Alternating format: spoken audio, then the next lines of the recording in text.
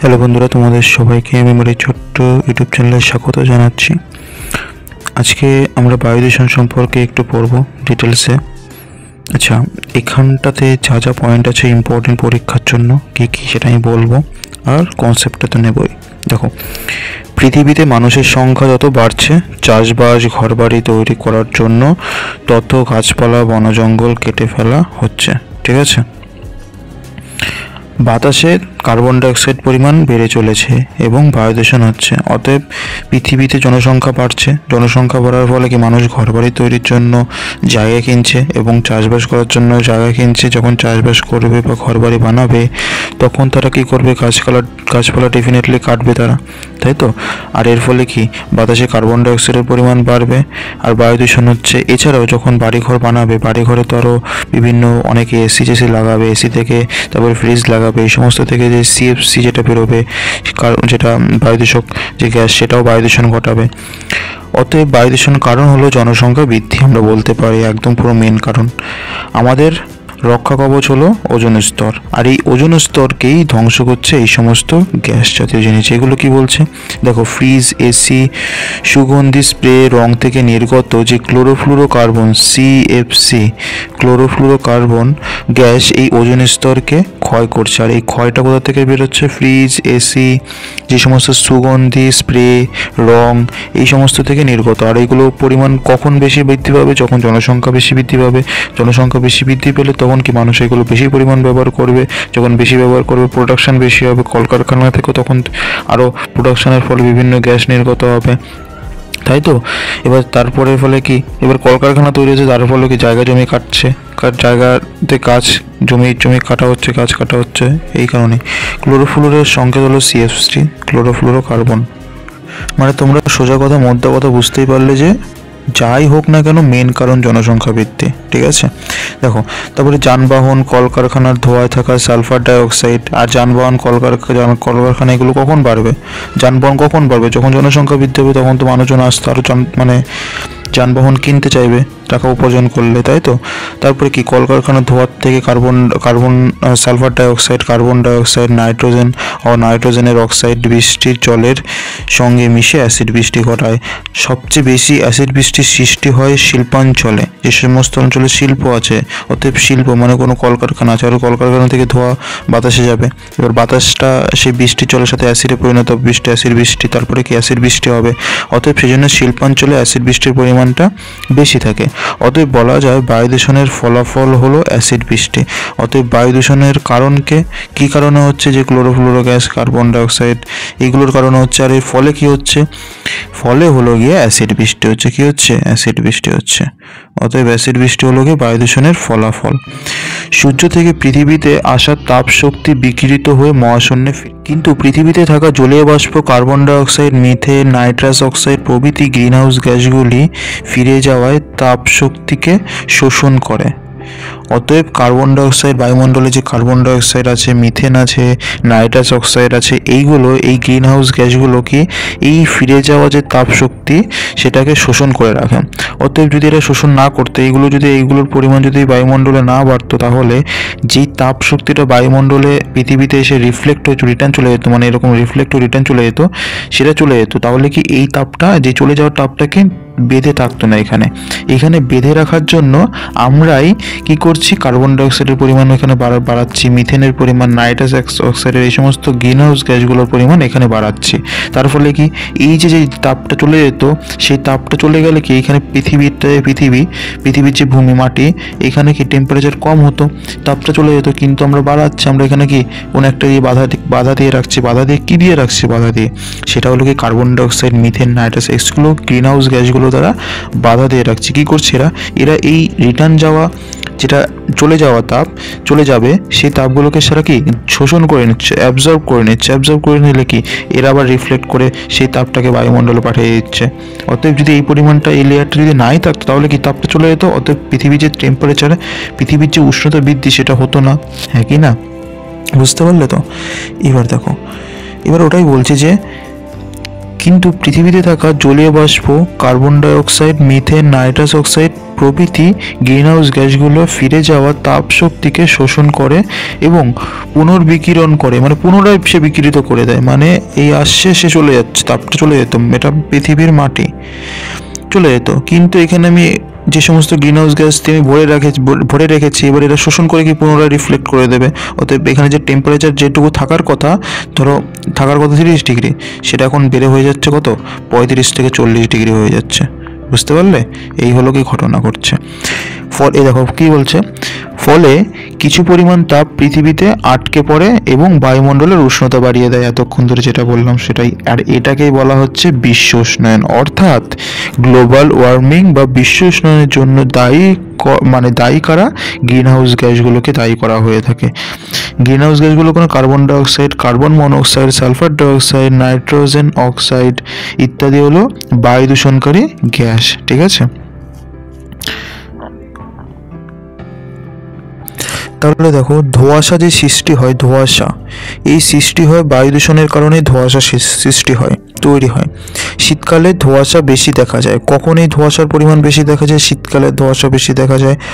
বায়ু দূষণ কমাতে প্রচুর পরিমাণে অরণ্য সৃজন করা দরকার। বায়ু দূষণ আমি যদি কমাতে যাই তাহলে প্রচুর পরিমাণে অরণ্য তৈরি করতে হবে, মানে বন জঙ্গল তৈরি করতে। বন জঙ্গল তখনই তৈরি হবে যখন আমরা গাছপালার পরিমাণ বাড়াবো, গাছপালা লাগাবো, তখনই হবে।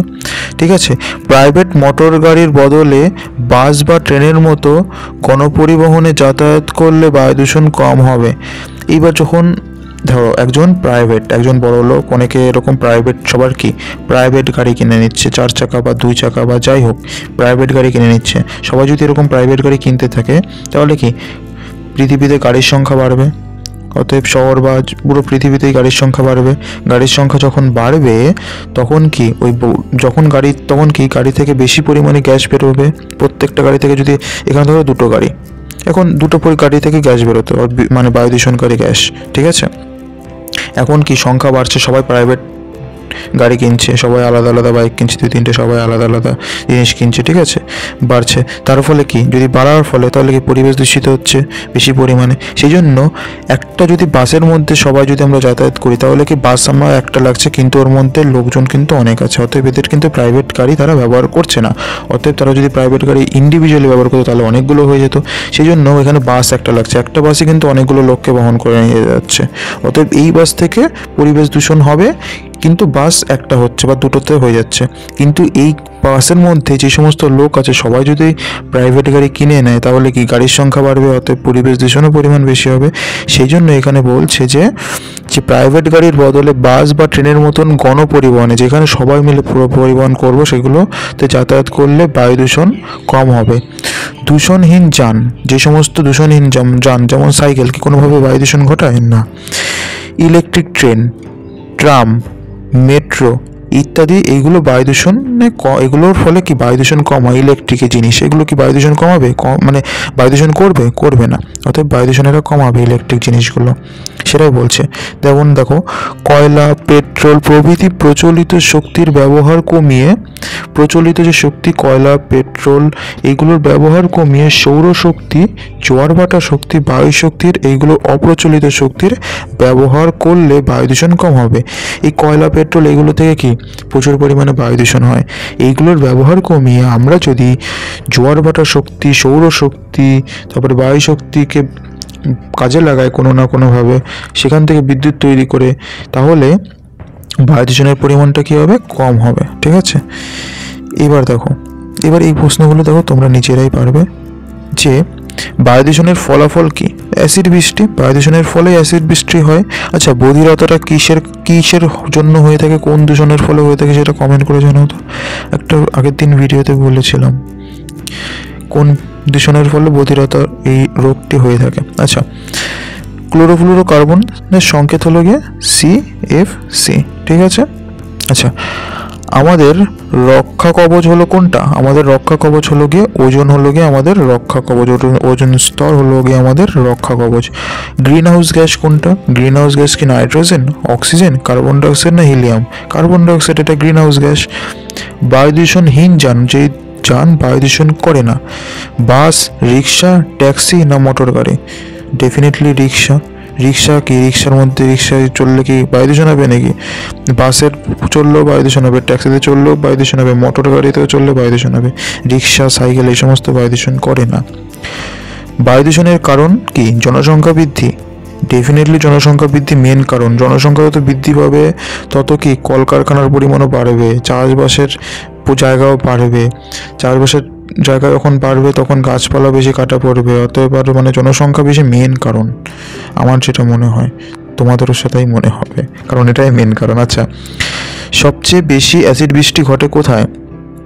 সবথেকে বেশি অ্যাসিড বৃষ্টি করলে শিল্পাঞ্চলে, যে সমস্ত এলাকায় শিল্প আছে বেশি, বিশেষ করে শিল্প দেখতে হবে যেগুলো কলকারখানা জাতীয় শিল্প, সেইগুলোতে বায়ু দূষণ হয়। হ্যাঁ, কুটির শিল্প এই সমস্ত শিল্পে সেগুলোতে কম হয়, ঠিক আছে। এবার ধোঁয়াশা সৃষ্টি হয় জলে, মাটিতে, বায়ুতে না শব্দ দূষণে? কোনটা? বায়ুতে ধোঁয়াশা কখন হয়? শীতকালে ধোঁয়াশাটা বেশি হয়। গবাদি পশুর মলমূত্র থেকে কি পায়? মিথেন, অক্সিজেন, নাইট্রোজেন না নিয়ন গ্যাস উৎপন্ন হয়? এইটা তোমরা কমেন্ট করে জানাবে, গবাদি পশুর মলমূত্র থেকে কি উৎপন্ন হয়। যারটা ঠিক হবে তার কমেন্টে আমি হার্ট দিয়ে দেবো, ঠিক আছে। এবার বাড়ি থেকে 3 কিমি দূরে অবস্থিত তোমার বিদ্যালয়ে যেতে কোন যানটি ব্যবহার করলে বায়ু দূষণ হবে না? ডেফিনেটলি সাইকেল, ঠিক আছে। আচ্ছা, তোমাদের বাড়িতে কোন শক্তিটি ব্যবহার করলে পরিবেশ দূষণ কম হবে? যদি আমরা বাড়িতে কোন শক্তি ব্যবহার করি তাহলে পরিবেশ দূষণ কম হবে? সৌরশক্তি যদি ব্যবহার করি তাহলেই কম হবে। জলবিদ্যুৎ শক্তিকে আমি বাড়িতে তৈরি করতে পারবো না। পেট্রোল ব্যবহার করলে তো বায়ু দূষণ হবেই, পেট্রোল, কয়লা এগুলো তো বায়ু দূষণের মেন কারণ। তাপশক্তি, কি করে তাপশক্তি? আমি কি বাড়িতে আবার কয়লা চলে এগুলো পুড়িয়ে তাপ বানাবো নাকি? অতএব সৌরশক্তি, সোলার প্যানেল, সোলার লাগিয়ে দেবো বাড়িতে, তাহলেই কি আস্তে আস্তে ঠিক হয়ে যাবে। দেখো, বায়ু দূষণ কমাতে প্রচুর পরিমাণে অরণ্য ধ্বংস না অরণ্য সৃজন না শিল্পায়ন না কৃষিকাজ করা উচিত? অরণ্য সৃজন করা উচিত, মানে অরণ্য গাছ বসানো উচিত। বায়ু দূষণকারী গ্যাস কোনটা? এটা তোমরা বলবে। CO, কার্বন মনোক্সাইড না O2 না N2 না H2, ঠিক আছে, এটা তোমরা বলবে। ধোঁয়াশা বেশি দেখা যায় কখন? আমি বলেছিলাম শীতকালে ধোঁয়াশা বেশি দেখা যায়। আচ্ছা, গ্লোবাল ওয়ার্মিংয়ের জন্য দায়ী করা হয় কাকে? গ্লোবাল ওয়ার্মিং মানে গ্রিন হাউস গ্যাসকেই দায়ী করা হয়ে যায় গ্লোবাল ওয়ার্মিংয়ের জন্য। তাহলে তোমাদেরকে দুটো প্রশ্ন দিয়েছি, একটা এটা ধোঁয়াশা, এটা আরেকটা আগেরটাই ছিল, সেটা তোমরা নিজেরা জানো, কমেন্ট করে দেবে তারপরে। আচ্ছা, তাহলে আজকের জন্য আমরা এটুকুই রাখি। নেক্সট দিন আরেকটা পার্ট হবে, এর সেকেন্ড পার্টটা তারপরে কভার হবে। আস্তে আস্তে করে কভার করছে, ঠিক আছে। আজকের জন্য এটুকু। সবাই ভালো থাকবে, সুস্থ থাকবে, পড়াশোনা করতে থাকবে। জয় হিন্দ, বন্দে মাতরম।